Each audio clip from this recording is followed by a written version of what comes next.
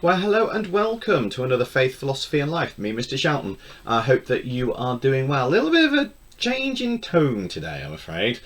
We've been looking at a number of topics, including charities, and today we're going to do a little mini-series on philosophy and ethics with regards to this image. But what is it? So, have a look at that. See if you can work out what 5-letter word it is that we're talking about. And what I need you to do is to think about that while you get your pen and paper, because here's our cheesy intro music.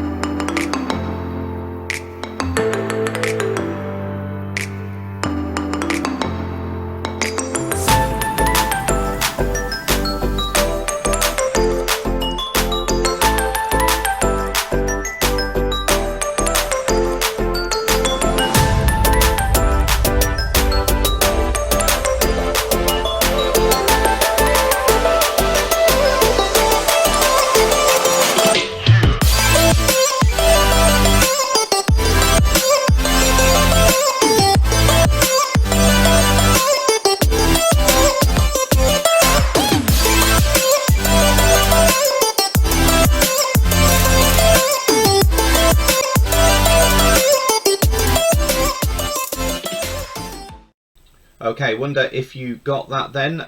The answer is death. Okay, that's the word that we're thinking about today, and that's what we're going to be spending the next couple of lessons on. Nice and cheery, I know. So, our title today is Death the End? Is Death the End? And we're going to explore what Christians believe about the afterlife. And we're doing this because religions play a huge role in society, and whether we hold a religious specific view or not, it's important to understand each other. It's going to, as always, do pause me as you go. It's going to be a good outcome if you know what you need to know about the afterlife. That's our objective. It's going to be good if you can state what is meant by the term afterlife. It's going to be great if you can explain some key beliefs about the afterlife, and even better if you can suggest arguments for and against the afterlife as well. So we're going to do a little bit of reading, there's a bit of reflection of what we think and why we think it, and we're going to think about the Christian value of hope as well. So when I show you this image, what do you think happens when we die? Okay, that's obviously something that's very personal, and I know that there will be some things in this topic that maybe you need to run past your teacher if you're not comfortable with. But if you are happy to discuss this, why not grab your phone? Why not send a message to someone on WhatsApp or send a message in a chat forum or something like that to say to one of your friends what you think happens when you die, and see if you can bounce some ideas, because we're going to learn a lot more through bouncing ideas from each other. So what do you think happens when we die?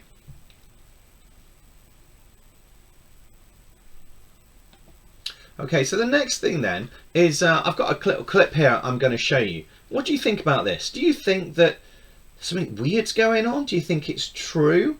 Or do you think there's another explanation? So let's just watch this now, and then you can just do a little bit of reflection on that.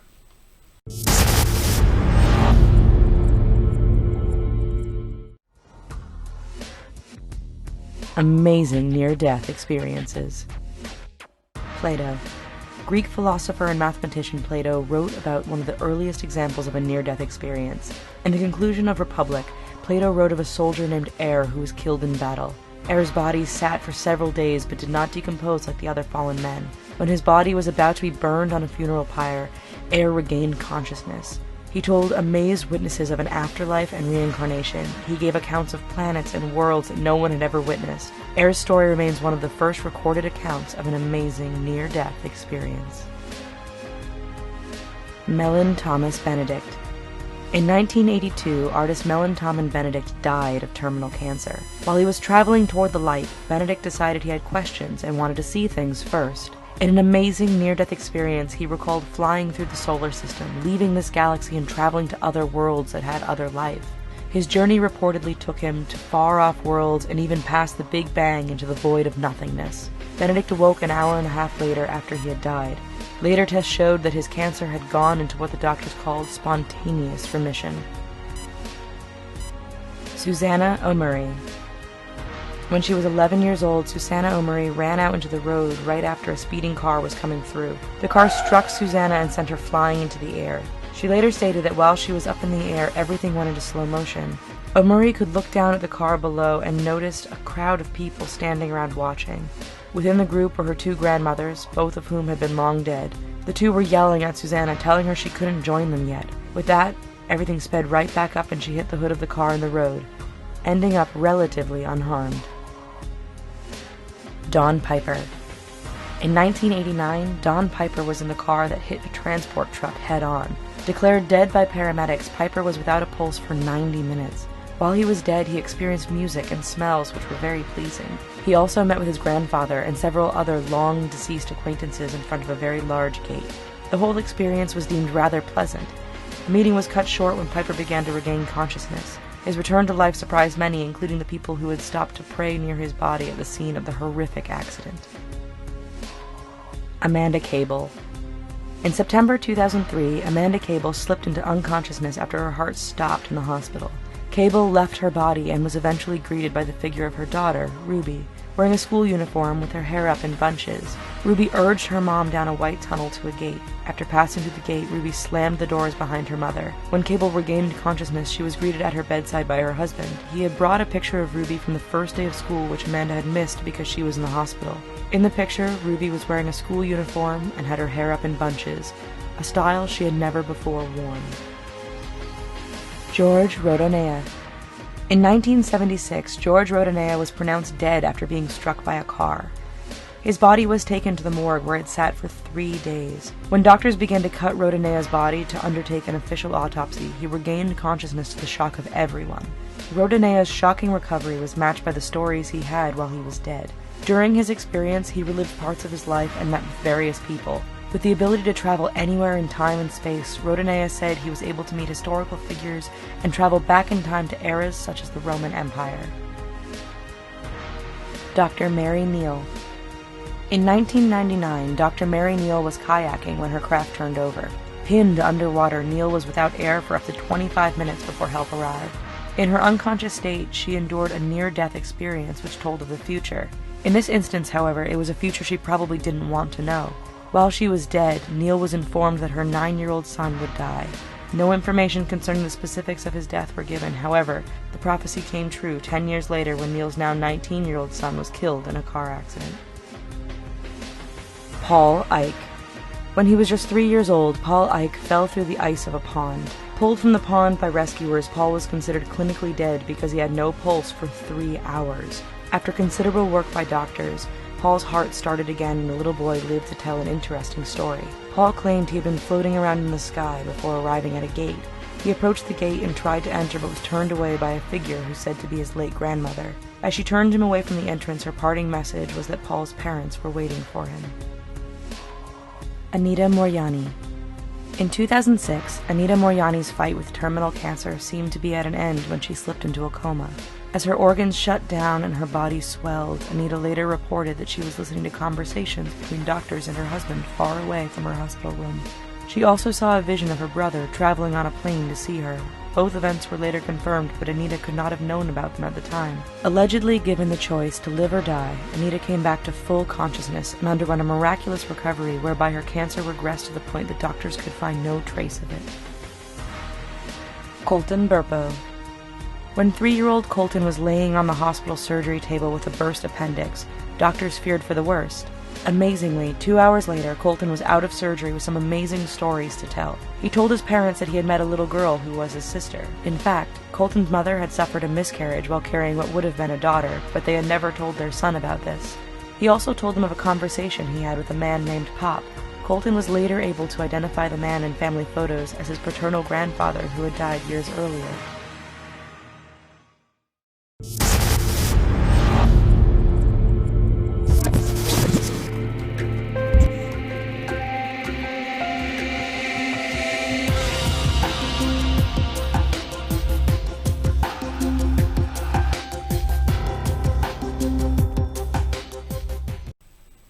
Okay, so let's come up with a definition of afterlife. So you've got life, eternity, death and soul.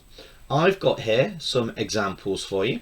Afterlife is the belief that there is some sort of life after death. Some Christians believe that after death the soul may go to heaven to be with God. What I'd like you to do is create your own sentence definition using at least 2 of those words in that left hand box. So life, death, eternity and soul. Try and come up with your own sentence which uses at least 2 of those words. And when you've done that, come back to me.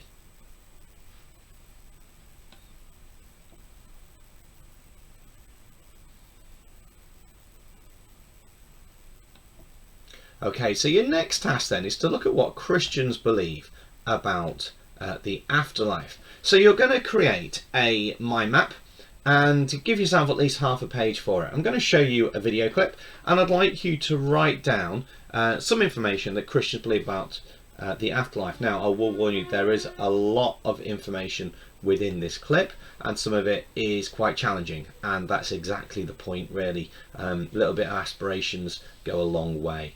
So like a medicine, like an apple a day keeps the doctor away. Anyway, so moving on, I'm going to play this to you. I'd like you to watch this and then we're going to come back to me for the next part.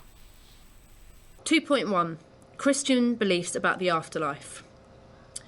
The question of what happens when we die is one that all humans will ask at some point in their life. For some, the answer lies in religion. For others, acceptance that there is no answer is the only option. For some people, belief in life after death is not only comforting, but also encourages them to behave better in life. After all, if we are all going to be judged, we need to behave correctly when given the chance. One of the beliefs that separates Christianity from other religions is the belief that Jesus was the Son of God, the second part of the Trinity, Father, Son, and Holy Spirit. Christians believe that Jesus was crucified on a cross and rose again from the dead on the 3rd day. This belief in the resurrection, the idea that the body rises after death, does not only apply to Jesus. According to the 4 main books about Jesus, called the Gospels, found in the New Testament, everyone will rise again. St. Paul also taught that people would resurrect as Jesus did in 1 Corinthians 15:42. But here lies the problem. If humans resurrect, then what exactly rises again? If I were to go grave robbing for some very weird reason, then I would expect to find bodies in the ground. So what rises after death? It is out of this idea that the notion of a soul came about. A soul is supposed to be a separate and difficult to define thing that is somehow separate from the physical body. Most Christians believe in the immortality of the soul. This is the idea that the soul lives on after death. The major creeds or beliefs of the Church include the idea that Jesus rose from the dead and that there will be life after death. Christians say in church that they believe in the Holy Ghost, the resurrection of the body, and the life everlasting. So it is the soul that will have everlasting life. However, as always, Christians believe different things about life after death. Some Christians believe that people who have sinned will go to hell, while others disagree. Protestant Christians believe that the body and soul stay in the grave until the end of the world, when everyone will be judged, while others believe that the soul and body will separate upon death and go to either heaven or hell. Roman Catholics, on the other hand, believe that the soul of a Christian who has not sinned since confession, where they confess their sins to a priest, will go straight to heaven. On the other hand, the soul of a Christian who has sinned but not confessed will go to purgatory, where it will be cleansed. Souls who do not believe in God or who have committed unforgivable sins go to hell, according to this view. This teaching is found in the Catechism or Law of the Catholic Church. Beliefs in life after death hugely affect how Christians live their lives, because if they want to go to heaven, they will try and behave according to God's laws, for example, following the 10 Commandments, and will try and do as Jesus did. Jesus taught people to look after each other and forgive in parables or stories, like the parable of the goats and the sheep. For this reason, Christians try to follow the message of these stories and live by the golden rule, where they treat others as they wish to be treated. This is why many Christians belong to charities like CAFOD and Christian Aid. For your exam, you should be able to explain Christian beliefs about life after death, and should be able to use some of these arguments to argue for the existence of life after death and a soul.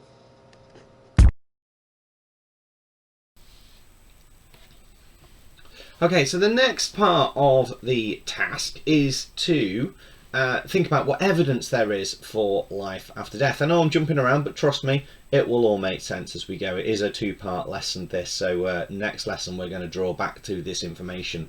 So you're going to make a little table, a little T table. It could be evidence for the afterlife on one side, evidence against the afterlife on the other. And what you're going to do is to have a quick look at some information which I'm going to go through now with you, and you need to put some of that information in each side of the table. So is it arguments for the afterlife, or is it arguments against the afterlife? Okay, so our first one then, the Bible tells us about the afterlife and the kingdom of God. Is that an argument for or against the afterlife? You're going to have to pause me as we go. Okay, the next one then. People have witnessed experiences of heaven or the afterlife through events like near-death experiences, and we thought about that earlier. So, argument for or against the afterlife?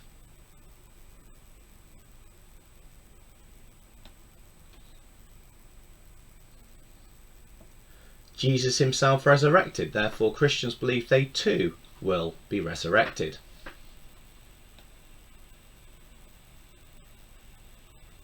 Obviously, shrink any of these down, you don't need them all, these are just some examples. Some people report to have experienced miracles where they've been visited by deceased relatives, spiritualism.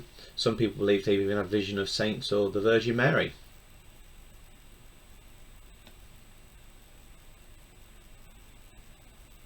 Some people suggest that hell is actually on earth because there's so much evil and suffering.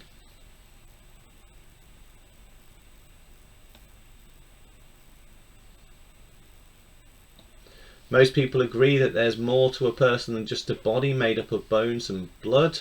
The soul surely must exist. Again, remember, you don't need all of these down. There is a lot, and that's the point. People experience such things in different ways when having a near-death experience. The inconsistency shows that the afterlife must be a figment of the imagination. The argument is simple. If you all had exactly the same experience, then that's be more evidence that it was true. But because everyone has slightly different experiences, then maybe that's just your imagination. Jesus performed miracles where he raised people from the dead.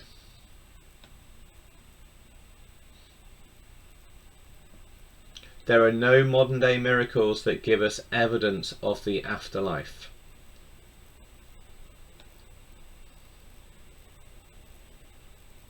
Humans fear death. It would not be true if the afterlife existed. People wouldn't be worried if they knew there was an afterlife. Some people believe that the afterlife is not a place but a state of mind, and therefore the afterlife does not exist.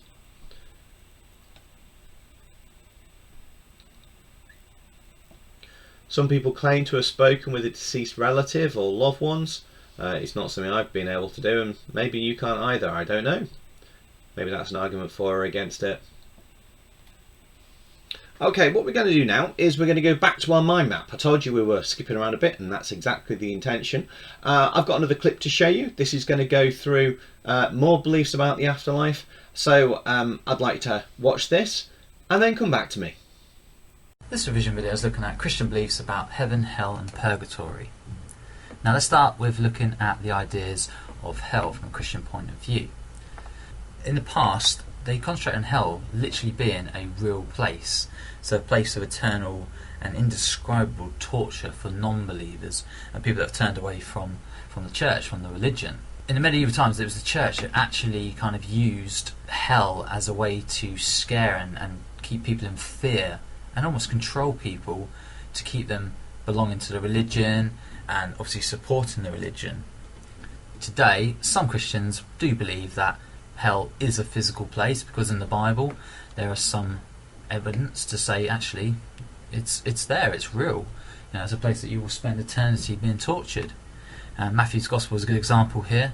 God said to those on his left, the goats, this is taken from the parable of the sheep and the goats, "Depart from me, for you are cursed into the eternal fire, prepared for the devil and his angels." So making it sound like a very real place. And a lot of the Christian art came showing these terrible torturous places. I mean, look at the photo here. Various different methods of torture shown.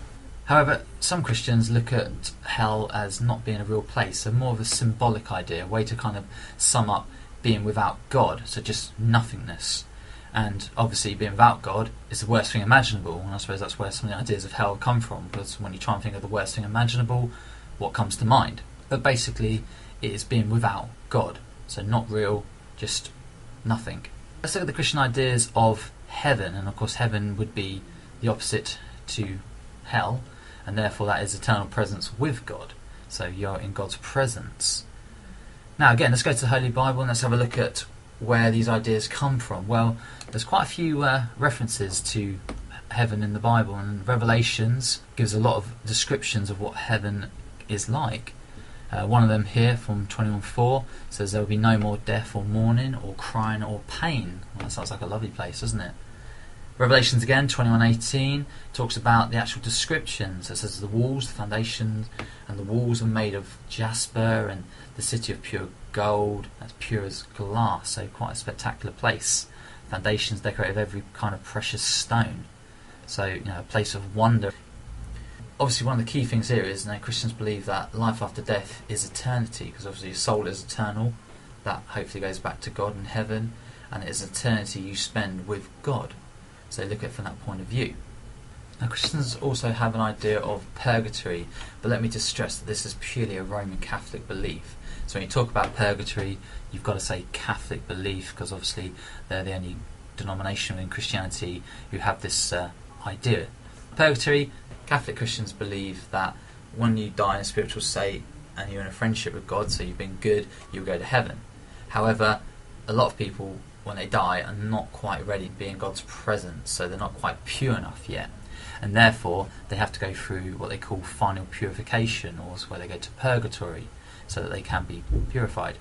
Now think of it like this: obviously purgatory, it is kind of a state of being suspended in the middle. You're kind of waiting. People often refer to it as God's waiting room.